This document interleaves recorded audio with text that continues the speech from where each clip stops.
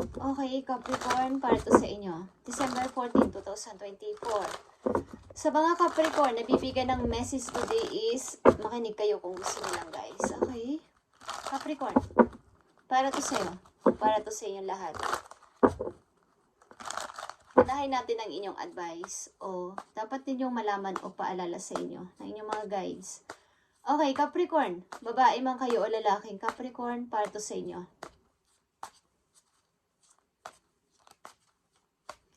Ibigay mo ang tamang message sa mga Capricorn na gusto mong padalhan ng message today, December 14, 2024. Okay, guys. Okay, Capricorn. Accept where you are in this moment in time. Only then can you begin to move forward. Be clear about your intentions. This makes us easier for us, the universe, to help you. Doors will open unexpectedly. Be ready. Okay, Capricorn, maging ready ka sa mga paparating na pagbabadya ng magandang kapalaran sa iyo simula sa araw na to sapagkat hindi ito inaasahan. I-accept mo kung ano ang nangyayari sa iyo.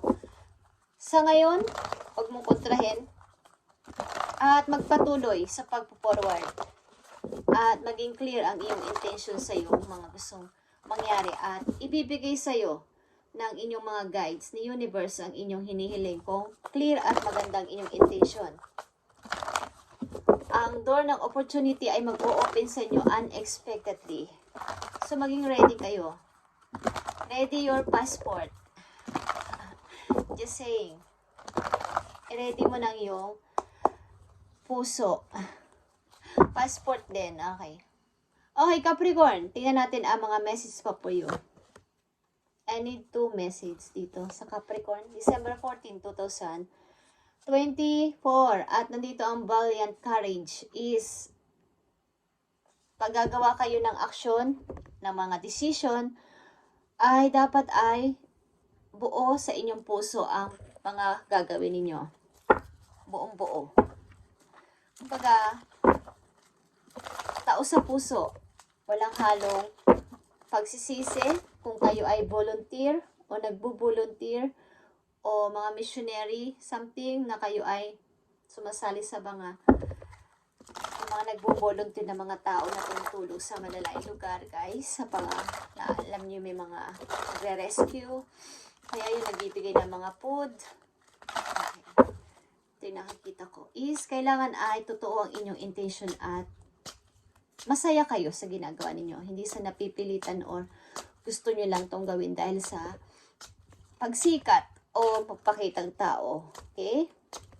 So, accept where you are in this moment in time. Ang kailangan mo lang gawin ay begin to move forward. Okay?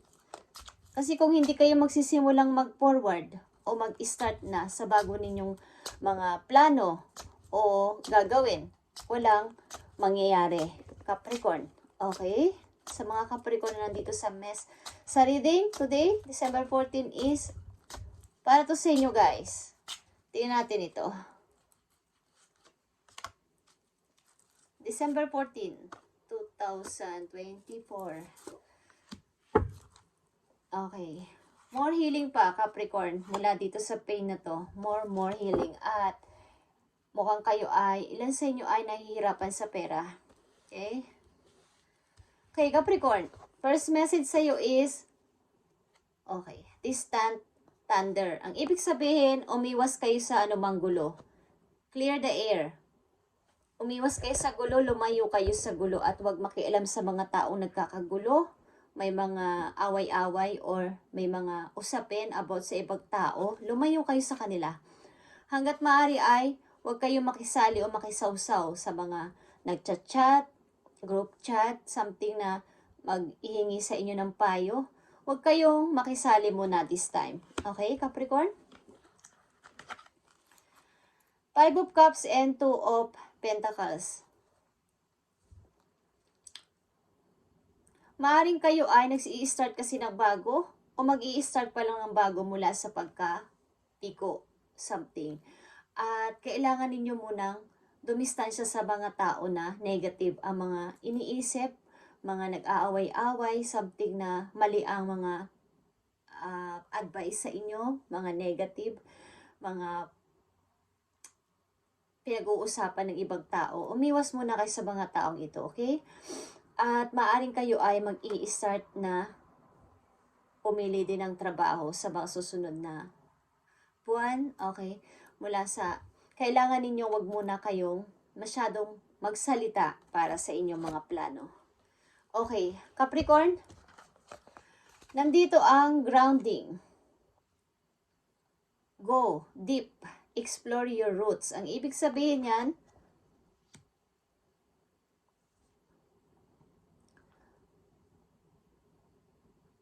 explore your roots, ibig sabihin is, i-expand nyo pa yung inyong kaalaman. Huwag kayong manatili lang sa isang ginagawa.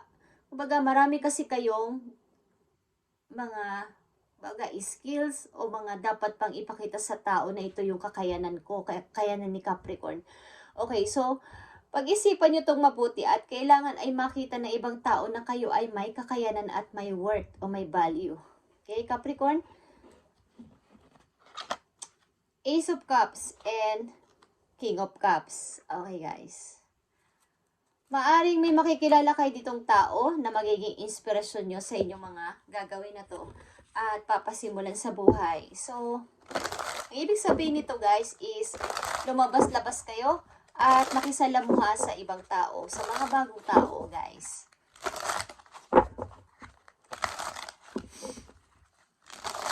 Kumbaga ilan sa inyo ay hindi pa lalabas ng bahay, maaring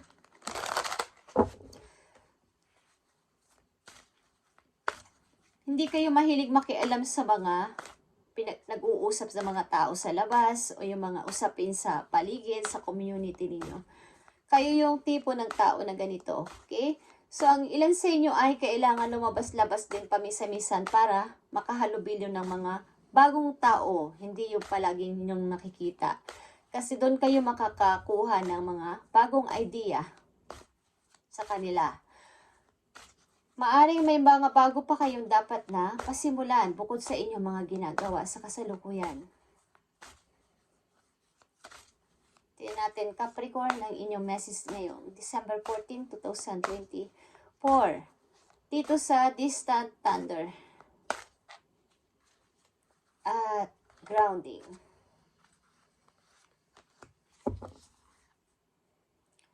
Five of Cups again is here.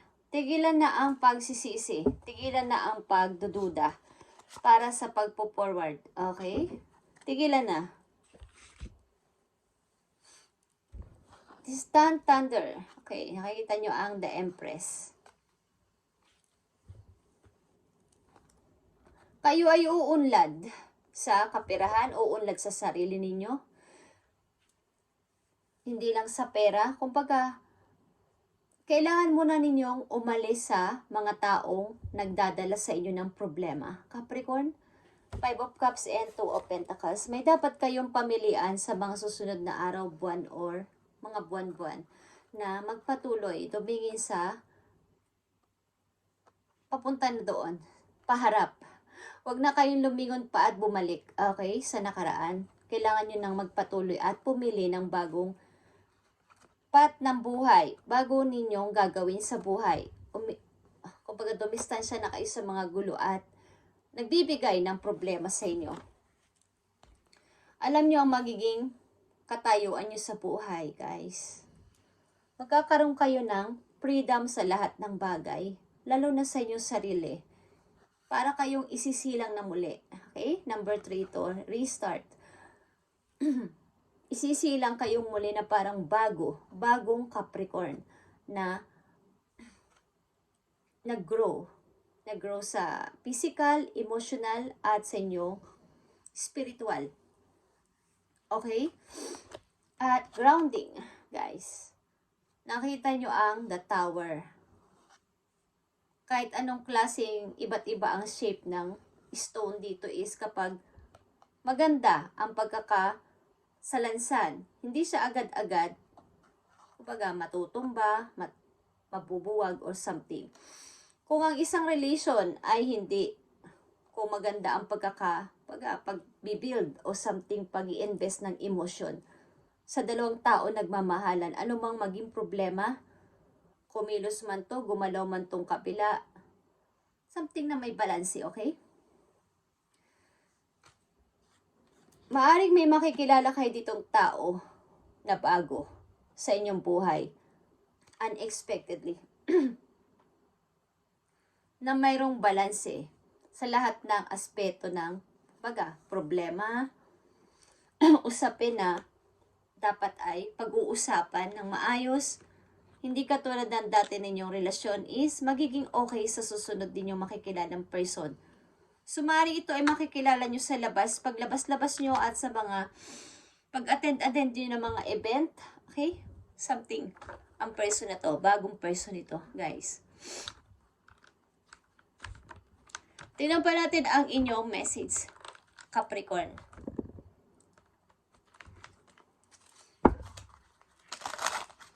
Message mo sa mga Capricorn na nandito sa reading.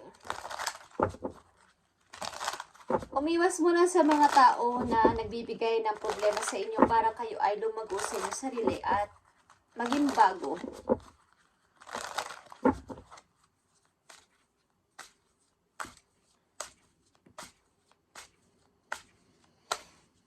Baga sa isang sasakyan, kapag dun at doon kayo dumadaan sa isang ruta, matraffic.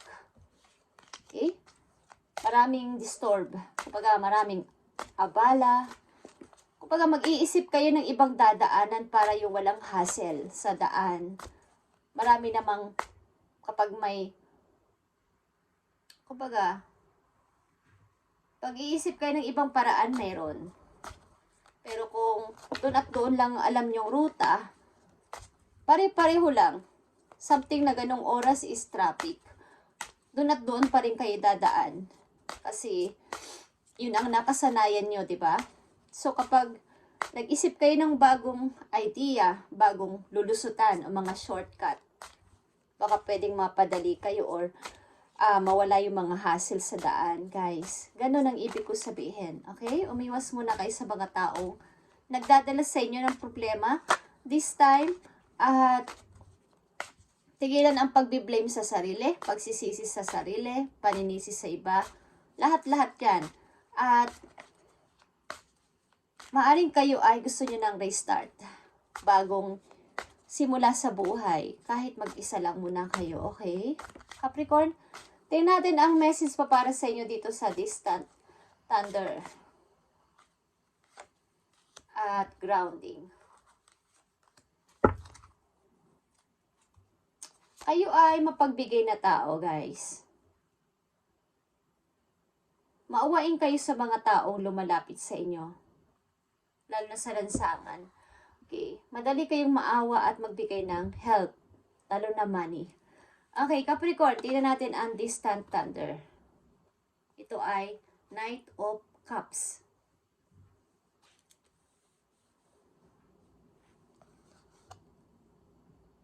May plano ang isang tao dito na mag-sorry, something magbigay ng, makipag-usap sa inyo o magbigay ng, ba't nadidisturb? Or ikaw ito, Capricorn, may plano kang kausapin, may plano kang puntahan na person, but nadidisturb ka o na mayroong hassle talaga. May gumagambala at hindi matuloy-tuloy. May mga abala sa buhay ninyo, kaya hindi matuloy-tuloy ang inyong plano, ang inyong mga binabalak. Ang pagre-restart ninyo, hindi matuloy-tuloy sapagkat may mga, kumbaga sa pag kayo aalis, halimbawa sa bahay, aalis na lang kayo at nandun na kayo sa inyong pintuan, may maaalala pa kayo. Nalimutan si ganto, nalimutan ko yung ganyan. Hanggang sa yung oras na wala na lang at naiwan na kayo ng sasakyan ninyo, okay? Maraming hassle sa buhay ng mga Capricorn na nandito sa reading, sa pag-unlad nyo sa buhay. Okay, grounding. Okay, Three of Swords. Kayo ay na-broke. Mga Capricorn na nandito, na broken heart. nagtaksilan kayo at may natapos sa inyong relasyon. May natapos na relasyon dito, but may makikilala kayong bagong person, guys. May natapos na relasyon, pero mayroon kayong makakasamang. May makikilala kayong bagong person. Ito ay Scorpio energy.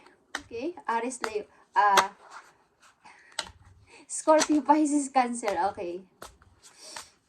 Meron ba kayong kaugnayan sa Aries, Leo, guys? Okay. Capricorn. Tingnan natin ito. Distant thunder.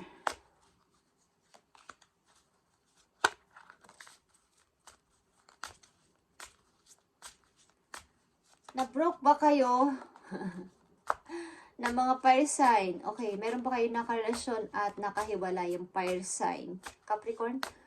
Tingnan natin ang distant thunder sa message ninyo. Patience is not time yet. Okay. Distant thunder is here. It's in the future. Okay. It's in the future.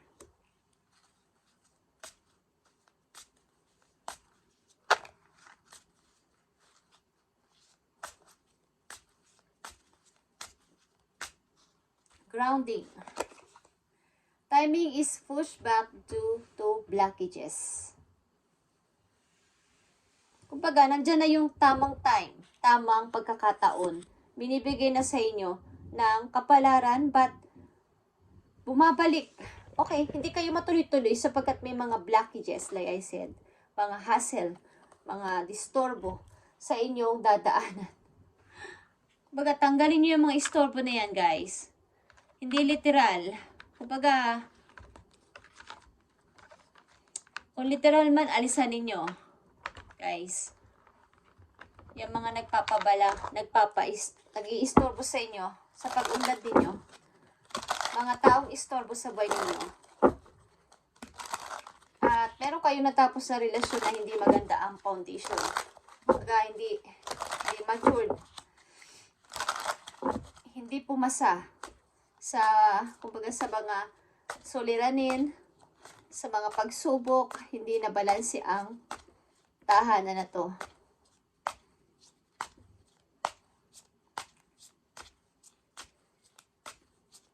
Para sa mga Capricorn message, tingnan natin. Ano ba ang message para sa inyo, Capricorn? Nandito ang gentleness or dear. Okay? This is a reminder to be more gentle with yourself and others.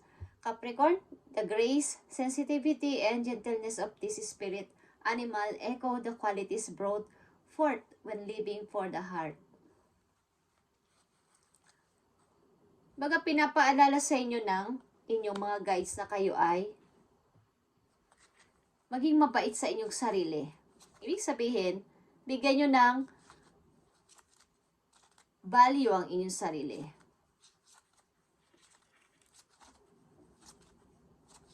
Ang ilan sa inyo ay sensitive. Okay? Capricorn? Madali kayong umiyak, madali rin kayong masaktan.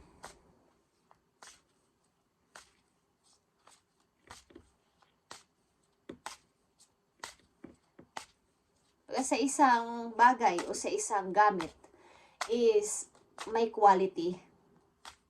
Pag mahal yung gamit, diba? Halos hindi pahawakan or talagang pinupunasan. Halos maya-maya ng may-ari. Kasi mahal yun eh. Ayaw ipahawak sa iba o talagang nasa glass pa siya. Kumbaga, bigyan nyo ng halaga ang inyong sarili o bigyan nyo ng value. Capricorn. Tingnan natin ang message pa para sa inyo. Lapitin kayo ng gulo, guys. Okay, nandito ang frog or transition. This is a powerful time to change. Of change. Okay, Capricorn? You are being called to connect with the world of emotions and feminine energies.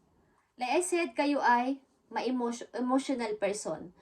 Kayo ay madaling maybe ngayong buwan na to, madali kayo umiyak at madamdamin kayo. Sensitive ang ibig ko sabihin. Feminine energies, karamihan nandito sa reading ay babae. Okay? You may also need to engage a process of cleansing. Kailangan nyo mag-cleansing. Whether it's physical, emotional, spiritual, or energetic. Kumbaga, kailangan kayong mag-cleansing. Be grounding. Okay, grounding. Nandito yon is maging ito man ay sa inyong physical, emotional, lalo sa inyong emotional at spiritual or energetic, kailangan yung mag-cleansing na maging matatag pa kayo, guys. Maaring ang ilan sa inyo may phobia sa mga gulo. Madali kayo mapanik. Ay, may gulo na naman. Okay, baka bigyan na naman ako ng problema. Okay, Capricorn, umiwas muna kayo sa kasalukuyan sa inyong situation sa mga taong nagtatalo, sa mga nagbibigay ng maaring magbigay sa inyo ng problema sa paligid, okay? Sa inyong community o sa inyong pamilya. Umiwas muna kayo dito. At hindi ito makakatulong sa inyong emotion. Ma-emotional kasi kayo o sensitive kayo sa panahon na to. Okay, sa mga Capricorn is, dapat kayo magpatuloy at wag nang i-blame ang sarili. At pumili ng bagong gagawin sa buhay. Something na kayo ay magiging maayos in and out sa inyong buhay. Mag-grow kayo, lalo na sa inyong physical, emotional, and spiritual. Kailangan ninyo mag-cleansing. Capricorn, okay? At ito ang message for you. Make sure you don't start seeing yourself through the eyes of those who don't value you. Katulad ng sinabi ko, bigyan nyo ng value ang inyong sarili, katulad ng mamahaling gamit.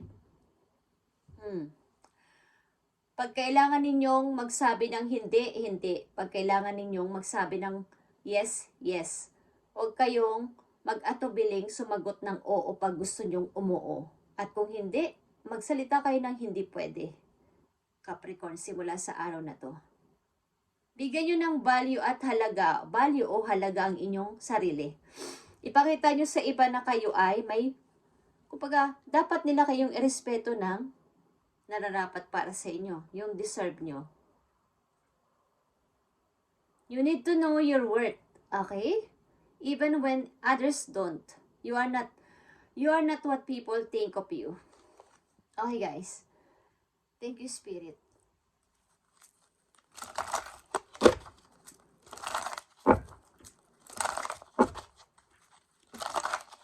Hindi ko alam kung ilang beses na kayong na-broke. At ang dami niyong iniisip sa kasalukuyan.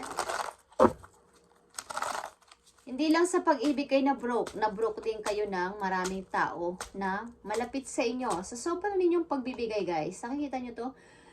May nanluloko dito sa inyo. May nanloko na mga person na kahit meron naman sila is na pinapalagay nila na kailangan nila ng help, lalo na sa pera. But, totoo is, meron naman sila, okay? Wala na kayo halos sinitira sa inyong sarili. Para lang magbigay sa iba.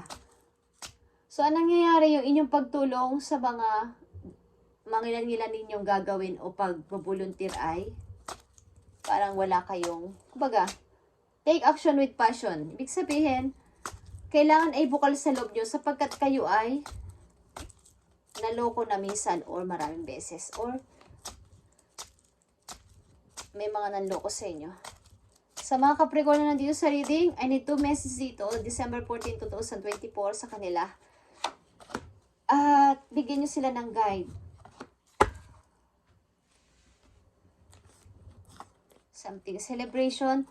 Okay, 3 of Sword and 7 of Sword, guys. Andito na naman ang mga sword na to. At ito ay kalungkutan. Okay, guys. Heartbroken. Pagsisinungaling ng mga tao na inyong kasama sa buhay o involved sa buhay ninyo. Mga problema.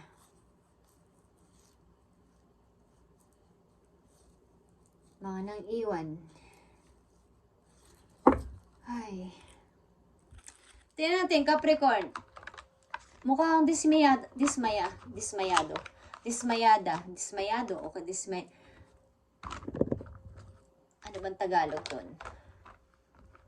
Dismayado, okay. Kayo sa nangyari sa inyong buhay, sapagkat kayo ay matulungin.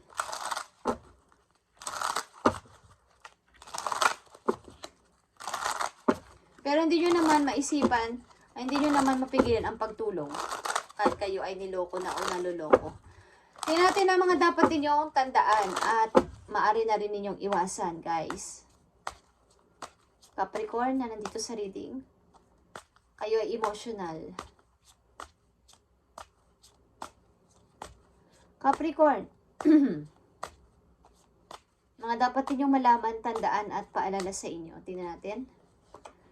Nandito ang shock. Mga sudden changes mangyayari sa inyo, unexpected. Like I said, sa umpisa pa lang, may mag-o-open na opportunity unexpectedly. Be ready, Capricorn. At ito ay surprise. Epiphany. Okay? Shocking news is mangyayari para sa inyo, Capricorn. Mga sudden changes, but matutuwa kayo na maluluha dahil dito. Mga pagbabagong hindi nyo inaasahan. Okay, Capricorn? Isa pang message para sa inyo, at ito ay nakakita ako dito ng thunder na naman sa inyo.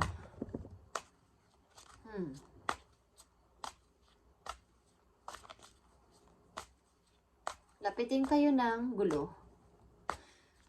Ilang Capricorn, okay?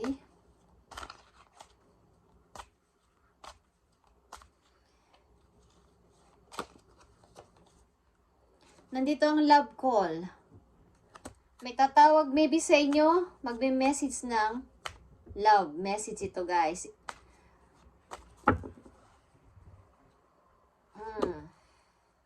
Sa makikilala nyong bagong person, guys, na to is, maaring ito ay magiging, kumbaga mag-hire ang inyong commitment agad-agad. At ito ay eternity. Capricorn, okay? Kaya kayo ay lumabas-labas. Kung kayo ay hindi pa lalabas ng bahay, is makikilala nyo ang person na to sa paglabas nyo. Okay? Maaring ito ay bagong person ninyo makikilala. At available ang emotion nito. Handa siya makinig sa mga ikikwento ninyo. Okay? Madali siyang makinig sa mga nakikiayon siya sa inyo, ikikwento, hindi nila kayo basta-basta iiwan. May mga tao kasi na hindi nakikinig sa kwento ng kapartner sa buhay. Okay? At ang gusto lang, lagi silang nagsasalita. Pero ang tao na to ay handa kanyang pakinggan sa lahat mong sasabihin, kwikwento, at saka yung iintindihin ka niya kung ano man ang iyong mga pinagdaanan. Okay, Capricorn? Thank you, Capricorn, at ito inyong message ngayon, December 14, 2024, at i-update na rin to sa mga susunod na araw. At tandaan nyo, guys, na bigyan nyo ng value ang inyong sarili. Okay? At doors will open unexpectedly. Be ready, Capricorn. Thank you and God bless.